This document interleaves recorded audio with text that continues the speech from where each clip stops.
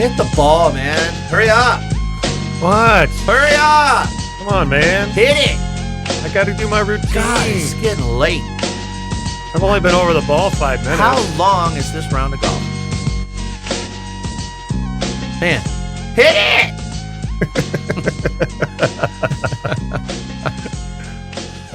There's a cool article about, like you mentioned, on slow play on ESPN.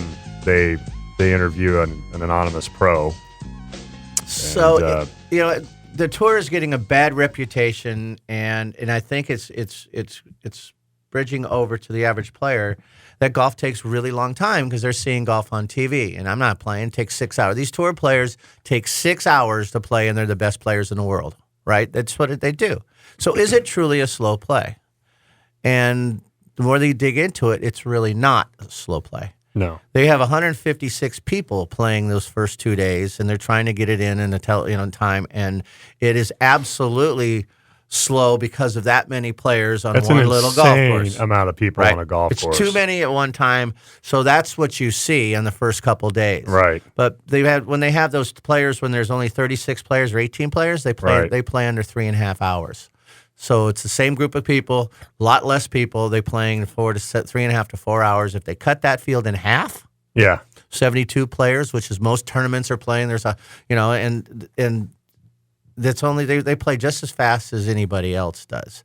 So there are some players that take 20, 30 practice swings, and so it feels slow if you're a fast player playing with one of those. So. I don't know if you printed this out, but I have it. The interview asked this guy what slows down play the most, and he said, "Is it rain or wind?" And he says, "Hands down, wind is the only thing that really slows play down. The rain they're used to, but it's just because they're not sure of what club. It's gusting. They don't know, so there's a lot more decision making. And what type of shot to play. So it's so in a downpour, it's a little bit, it's not so bad. They have umbrellas, they can dry off, they can do it. So the wind is what slows. If there's a really windy day and there's 156 players, oh gosh, it's ridiculous. I couldn't even imagine. I honestly could not even imagine. So they were also talking about, at the Hero group, the 2 holes, there was 2 groups in front of Stenson's group. There was 2 holes, open. Mm-hmm. So they thought he was playing exceptionally slow. They looked at it, and he was playing what they call the time par, which is 3 hours and 45-minute pace. He was inside that, so that's why they wondered why they didn't penalize him or put him on the clock. Well, his group was inside the normal pace. It was the group in front of them was playing really fast. Yeah, and they have that listed usually on the, like if you were to play Northern California Golf Association events, like qualifiers and things, they'll usually list it on the card. So the group in front of them finished 30 minutes under the par. They call it the time par, which is set at 3:45. And if you can be out of position, as long as you're going to finish, you can be out of position of that as long as you're going to finish in that 3:45. So it's hard to penalize because you don't know if they're going to pick up speed or catch. But so they have to look at that. If that finish time, it's like running a race. Right. If you stop to take your breath and get a drink of water, and you still can finish the race inside your time, you're okay. Right. So this looked really slow for Hendrick's group. They gave him a hard time. But the truth about it, he's not a slow player. The group in front of him was exceptionally fast that day. So what the TV saw, how come he's so slow? Why are there 2 holes in front? And if you're out playing and there's 2 holes in front of you, maybe the group in front of you is really fast.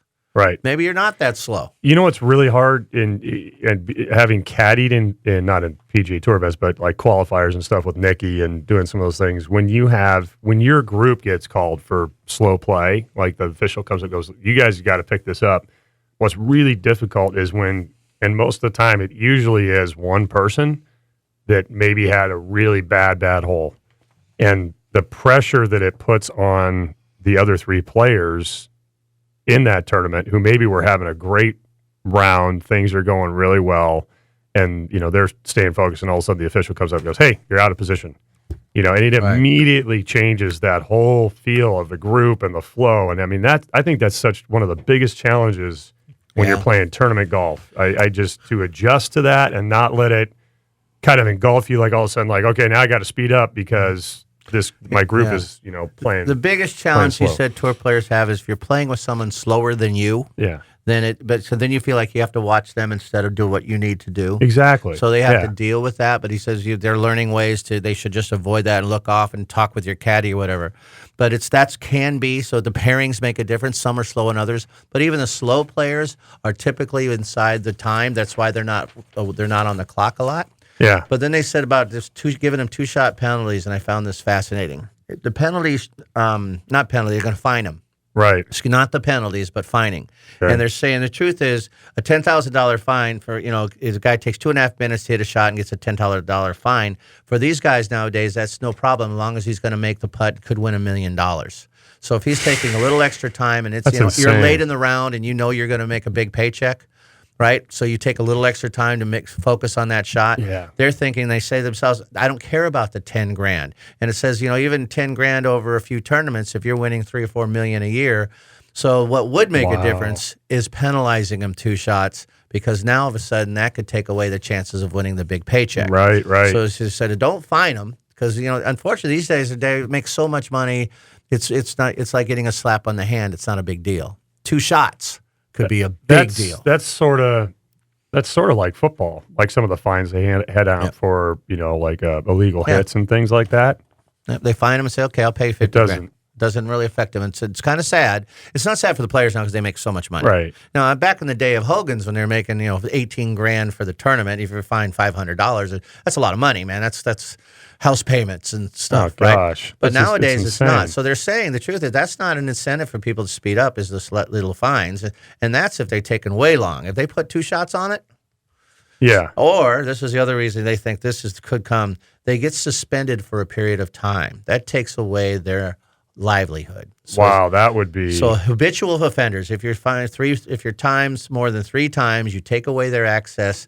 And this pro says it'll guarantee speed them up. If you don't let them play for like your penalized games in NFL or the basketball, if you can't play for 4 tournaments, or you are suspended for 4 tournaments. That is huge for them. Massive. So, and the caddies and the whole life. So he said that'll speed people up. It's not the fines, but suspending them or giving them penalty shots. But they're not playing that slow typically. No. If you look at the beginning of what that article said, where you mentioned they have 156 players. 156 players in the field. I mean, all you got to do is play in your charity scramble. Yeah. And if you have a charity scramble that has 144 players, it's a 7-hour day, which is the maximum usually at a public golf course. Your round is 6 hours. Exactly easy. Right, and that's what's happening with them. If you do 120, the first part of the tournament, those first couple groups might finish in 4.5, 440, 445, and the tail end of the tournament usually finishes in 5. But like they mentioned in there, you're right. The mention in there, which I think is also important, is the PGA is a brand. So they're trying to get as many players on TV as they possibly can, hoping to hit the Tiger Woods or hoping to hit the Brooks Koepka or hoping to hit whatever and get that next star. You're right. And so they cram 156 on the course. There's no way they're going to play fast. And absolutely, there is not, and they can't. 156 is too many to start with, but that's like you said, it's the brand. So that's the challenge. If they only had 100 players, it would. But is it that long? These players need to understand that with the first 2 rounds, it's going to take long, and there don't seem to be too many upset. That's what it is. Right? Yeah. But it's more the slow play on the cut weekend. TV says it'd be median 6 hours for these guys to play and everything. How bad is that? Because you're supposed to play in 4 and they're the best in the world, blah, blah, blah. It's just not the case. They're not. It's because of the things they can't control that's taking 6 hours. Not them. And even their slower players, it's really only a problem when they're playing with faster players. Right? It's because they're not, very rarely are they out of this par time. That's what they said. Very rare. That's why they don't see too many people on the clock. Who's usually do you know who the fastest players are on tour? Do you know? Yeah, there are a couple that are really fast. I can't think of their names off, but they're the ones that, some of them like zip right around. And then you've got the ones that, the fewer 3 or 4 that are known for being really slow. So and that's why this guy's staying in animals. Yeah, here we go. Here's Pole. This is interesting right here. I find this fascinating. Let's see. Okay, so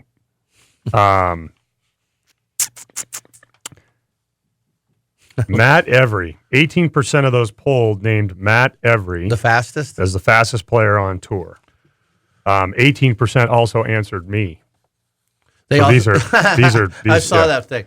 You know, it's funny though. I'm pretty Matt fast player. Jones. I don't take the 20 practice swings, and I don't think I play by feel. So it's that the yardage looks like a certain club, right? Yeah. I don't have a range finder. I don't play by yardages, and that's probably why I don't hit it close enough. But I just hit it what I see, right? So I'm pretty fast. Yeah, you are. I like your pace, the way you play. I like it. And I always have been that way. So slow player kind of bugs me, but these guys, it works to detriment. If you're too fast, then everybody seems too slow. Right. So you really need to figure out a pace that you're comfortable with. That's why Tiger got into his own zone, and you would see him almost non-engaging, and he's looking out into, or just talking to his caddy, or looking out into space or whatever. See, that's how I would be. Because you have to turn that off. And so if you're Yeah. sitting there watching somebody play slow, it's bugging you more. Yeah. It's bugging him. You got to be, like you said, your zone, your pace, your thought process has to be like on. Some of the other guys they named as fastest players, these are PGA Tour players. This was on golf.com that I want to say were Graham.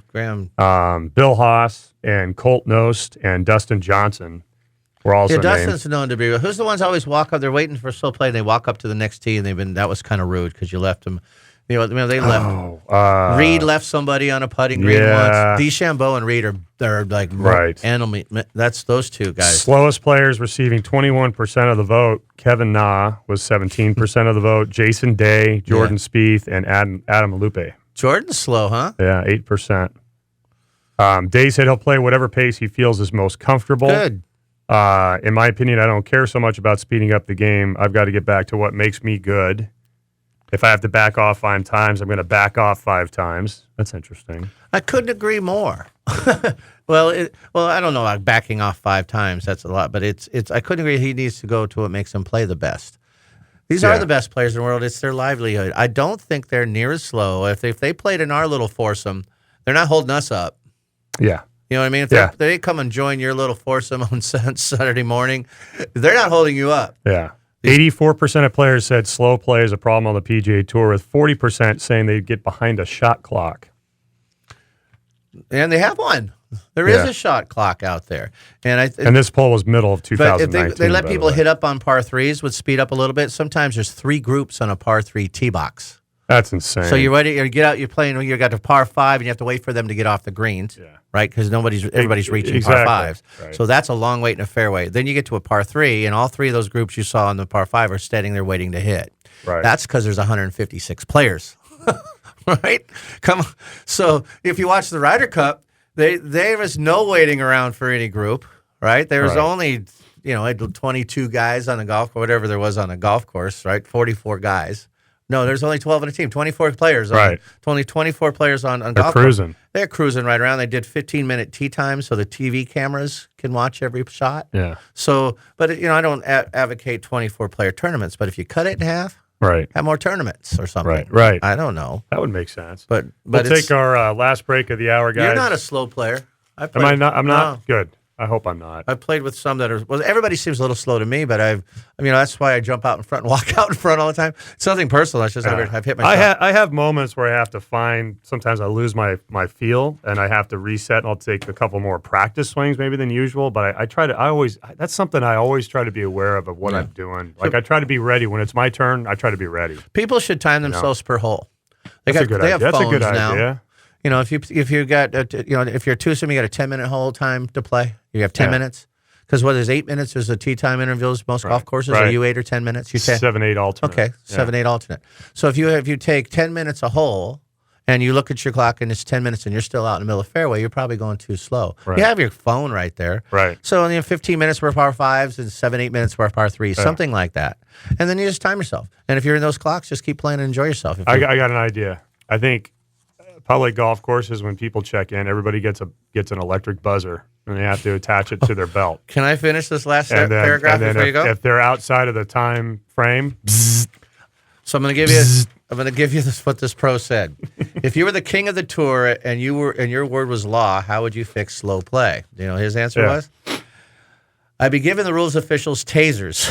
Oh, nice. And if they get to tase slow players once a day, and then you get to watch them when they get tased, So in the forehead, he says tased in the forehead. In the forehead. That will speed up play. Oh my gosh, that's hilarious. And of course, it said joking. He said that jokingly, Right. but he does. This guy doesn't believe there really is a slow play problem. Players, there are a few slower than others, but it's not a slow tour. It's out of their control. Yeah. Plus, it's media. I think there's a lot of it's stuff. media. Yeah. There's a lot marketing, of stuff media marketing, television, and too many players in the field. Yeah, like we said, it's a brand, man. It's a brand. There's a lot of money being thrown around. The last 10 minutes of a basketball game takes an hour and a half. Yeah. Yeah, that's true. Good point. Right. That's true. That's true. All right, we'll be right back, guys. Golf Talk Radio with Mike and Billy. Stay with us.